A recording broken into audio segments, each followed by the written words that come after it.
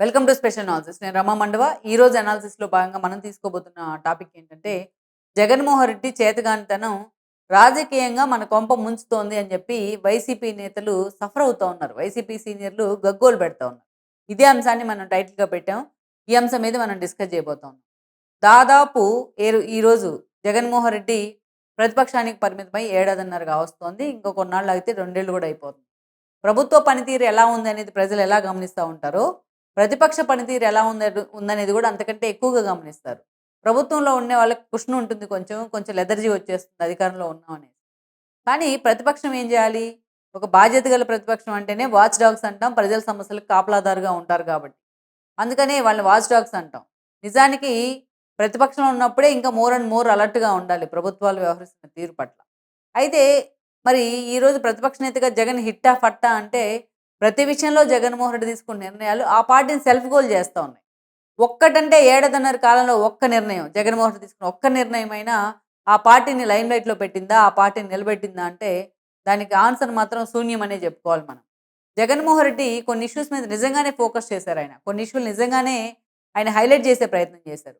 కానీ వెనక ముందు ఆలోచన లేకుండా ఆయన మాట్లాడుతున్న విధానాలు ఏవైతే ఉన్నాయో, మొత్తం కూడా మిగతా క్యాడర్ గాని, ఆ పార్టీ నేతలు కొంతమంది కష్టపడుతున్న విధానం మొత్తం బూడిదలో పోసే పన్నీరే అవుతోంది. ఒక్కొక్కటిగా జగన్ చేస్తున్న తప్పులన్నీ కూడా ఆయన నిజంగా చేతగానితనం అనే దాన్ని ప్రూవ్ చేస్తా ఉన్నాయి. ఇక్కడ నేను అధికారంలో ఉంటేనే పని చేస్తాను. అధికారంలో ఉంటేనే అసెంబ్లీకి వెళ్తాను. అధికారంలో ఉంటేనే ఏదైనా చేస్తానన్న తీరుగా జగన్మోహన్ రెడ్డి మాట్లాడుతున్న మాటలు గానీ, ఆయన యాటిట్యూడ్ గానీ నిజంగా సీనియర్‌లని ఇబ్బంది పెడతా ఉంది. ఎందుకంటే నేను చాలా సార్లు చెప్తా ఉంటాను. రాజకీయాలంటేనే పులిసువారి అనేది. ఈరోజు జగన్మోహన్ రెడ్డి తీసుకున్న నిర్ణయాలతో ఆ రాజకీయాలంటే ఆ పులిసువారి మీద నుంచి కిందకి దిగితే పులి తినేస్తుంది వాళ్ళని. అలా ఉంది వైఎస్ఆర్‌సీపీ నేతల పరిస్థితి. గగ్గోలు పెడతా ఉన్నారు ఈ రోజున వైఎస్ఆర్‌సీపీ అధినేత జగన్మోహన్ రెడ్డి దెబ్బ. ఇక్కడ జగన్మోహన్ రెడ్డి తీసుకుంటున్న నిర్ణయాలు, ఒక విధాన నిర్ణయాలు జగన్మోహన్ రెడ్డి కరెక్ట్‌గా అనలైజ్ చేయలేకపోతున్నారు. ఎందుకు అనలైజ్ చేయలేకపోతున్నారు అనేది కూడా ఎవరికీ అర్థం కాని పరిస్థితి. అలా అని ఒక అనలిస్ట్‌ని పెట్టుకుంటారా? ఎవరైతే సలహాదారుని పెట్టుకుంటారా అంటే అది కూడా చేయట్లేదు. ఒక స్ట్రాటజిస్ట్‌ని పెట్టుకుంటారంటే ఎవరు దొరకట్లా. సజ్జలు లాంటి వాళ్ళు ఉన్నా ఉపయోగం లేదు. ఈరోజు సాయిరెడ్డి లాంటి వాళ్ళు మంచి సలహాలు ఇచ్చేవాళ్ళు వాళ్ళని దూరం చేసుకున్నారు సెల్ఫ్ గోల్స్‌తోని. సరే జగన్మోహన్ రెడ్డి తీసుకున్న కొన్ని నిర్ణయాలే మనం చెప్పుకుందాం. ఎక్కువ టైం లేదు కాబట్టి. జగన్మోహన్ రెడ్డి అసెంబ్లీకి వెళ్ళొద్దు అనుకున్నారు. తను వెళ్ళకపోయినా ఈరోజు ఆయన జనంలో ఉండి, తన ఎమ్మెల్యేలను అసెంబ్లీకి పంపించుంటే ఈరోజు జగన్మోహన్ రెడ్డి హీరో అయ్యి ఉండేవాడు. ఎమ్మెల్యేలు తన వాయిస్ వినిపించే ప్రయత్నం చేసేవాళ్ళు కదా! అక్కడ పార్టీ తరపున, ప్రజల తరపున. నిజంగా వాళ్ళన్నా ఫోకస్ అవుతా ఉండేవాళ్ళు. కానీ వాళ్ళు వెళ్ళడం ఆయనకి ఇష్టం లేదు కాబట్టి వాళ్ళని వెళ్ళనివ్వలేదు. ఈరోజు ఇంకొకటేంటంటే స్పీకర్ తీసుకున్న నిర్ణయం మీద కోర్టుకెళ్ళే ప్రయత్నం చేశారు. స్పీకర్ చేతిలో కూడా లేదది. రాజ్యాంగబద్ధంగానే ఏదో జగన్మోహన్ రెడ్డికి 18 సీట్లు వచ్చుంటే ఆయన ప్రతిపక్ష నేత హోదా వచ్చుండేది. 11 వచ్చినాయి కాబట్టి ప్రజలే వద్దని చెప్పారు ప్రతిపక్ష నేత హోదా. కానీ నాకు మైక్ ఇవ్వరు అని చెప్పి ఈయనే ముందు తేల్చేశారు. అదేవిధంగా చూస్తే జగన్మోహన్ రెడ్డి ఏ భయం కారణంగా అయితే అధికారానికి దూరమయ్యారు. ఏ భయం అంటే ఆయన జనానికి కలిగించిన భయం. ప్రభుత్వం అనేది ఎప్పుడూ గూడా ఓ 4 సంక్షేమ పథకాలు ఇస్తూనో, ప్రభుత్వాన్ని ప్రజల్ని పెద్దగా ఇబ్బంది పెట్టకుండా అలా నడిపించుకుంటే ప్రజలు పెద్దగా ఫీల్ అవ్వరు. ఎప్పుడో మరీ వాళ్ళని టచ్ చేసిన ఏ కరెంట్ రేట్లు పెరుగుతాయనో, అట్లా ఎప్పుడైనా కూరగాయల రేట్లు పెరుగుతాయనో తిడుతూ ఉంటారు గానీ, మిగతా విషయాలు వాళ్ళనే పరిపాలించుకుంటా ఉంటారు ప్రజలు. మనం ఇఫ్ ఐ యామ్ కరెక్ట్, ఉమ్మడి రాష్ట్రం తెలంగాణ అండ్ సమైక్యాంధ్ర ఉద్యమాలు పీక్‌లో ఉన్నప్పుడు, అప్పుడు కిరణ్ కుమార్ రెడ్డి ముఖ్యమంత్రిగా రిజైన్ చేశారు లాస్ట్ 4, 5 మంత్స్.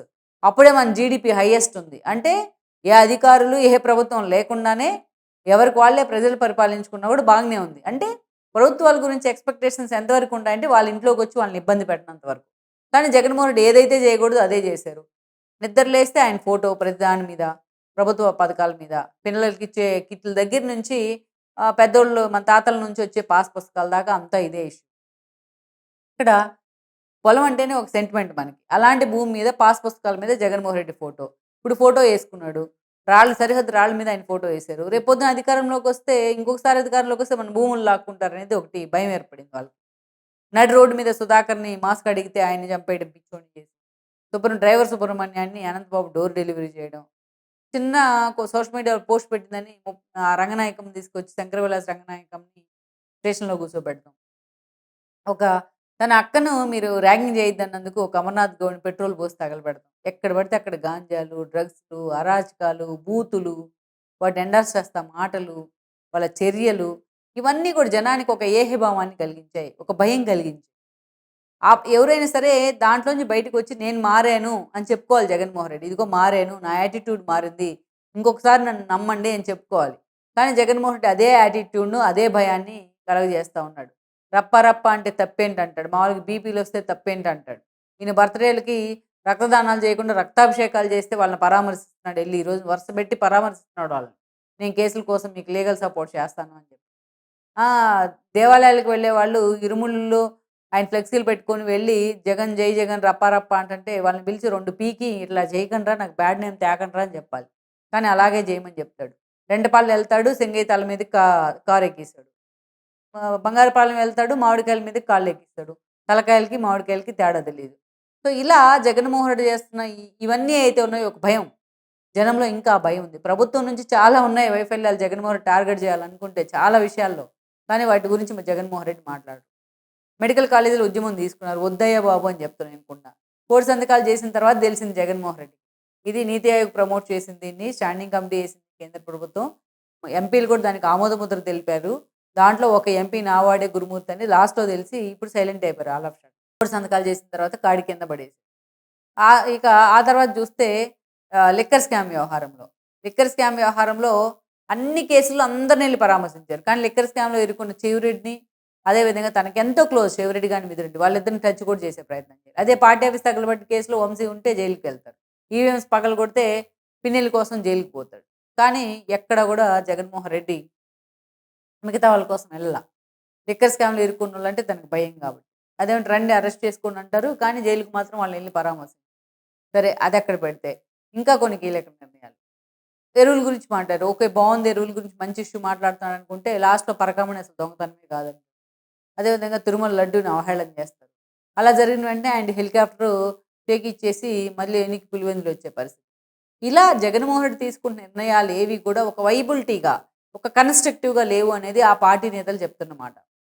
ఫర్ ఎగ్జాంపుల్ ఇప్పటిదాకా చెప్పినయన్నీ చాలా ఉన్నాయి. ఇలాంటివి ఇంకా చెప్పుకుంటానే వెళ్ళొచ్చు. ఒక విధాన నిర్ణయాలు ఏ ఇష్యూ మీదైనా సరే ఊరికే దాన్ని అలా మాట్లాడామా, అలా హైలైట్ చేసామా, ఇద్దరు ముగ్గురు ఫ్లెక్సీలు పట్టుకొని రోడ్డు మీదకొచ్చారా, సో ఇంటికెళ్ళిపోయారా, మనం క్లోజ్ చేసుకొని ఎలగహాంగ పోయి రెస్ట్ తీసుకుందామా.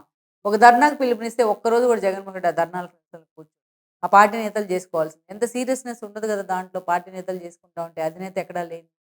ఈయన పోయి ఎలహంకలో కూర్చుంటాడు వీళ్ళు ఇక్కడ ధర్నాలు చేయాలి. సరే. మిగతా ఓదార్పులు, పాదయాత్రలు పక్కన పెడితే కనీసం మొన్నటి ఎన్నికల్లో చాలామంది ఆర్థికంగా దెబ్బతిన్నారు వైసీపీ మళ్ళా వస్తుందని. వాళ్ళందరినీ రాష్ట్ర వ్యాప్తంగా పిక్ చేసుకొని ఒక 100 మంది ఫ్యామిలీని కనీసం వాళ్ళ దగ్గరికి వెళ్ళో వాళ్ళని పిలిపించుకొని ఇప్పటిదాకా కూర్చోబెట్టి మాట్లాడే ప్రయత్నం చేయాలి. సరే. షఫ్లింగ్ వల్లే లాస్ట్ మినిట్‌లో ఇంత లాస్ అయ్యాం మనం అని అందరం మొత్తుకుంటాం అంటే మళ్ళా షఫ్లింగ్ స్టార్ట్ చేశారు జగన్. అంబటి రాంబాబుని తీసుకెళ్ళి వెస్ట్‌లో ఏస్తారు. విడతల రజనీని తీసుకెళ్ళి రేపల్లి అంటాడు. అసలు వైబిలిటీనే లేదు. ఏం జరుగుతుందో కూడా ఆ పార్టీలో అర్థం కాని పరిస్థితి. ముందొకటి, జగన్మోహన్ రెడ్డి చెప్పేది ఒకటి, అక్కడ జరుగుతుంది ఒకటి. సో, మొత్తం మీద మనం చూస్తే జగన్మోహన్ రెడ్డి ప్రతిపక్ష నేతగా ఆయన చేతగానితనం అనేది తనంతట తానే బయటేసుకునే ప్రయత్నం చేస్తా ఉన్నారు.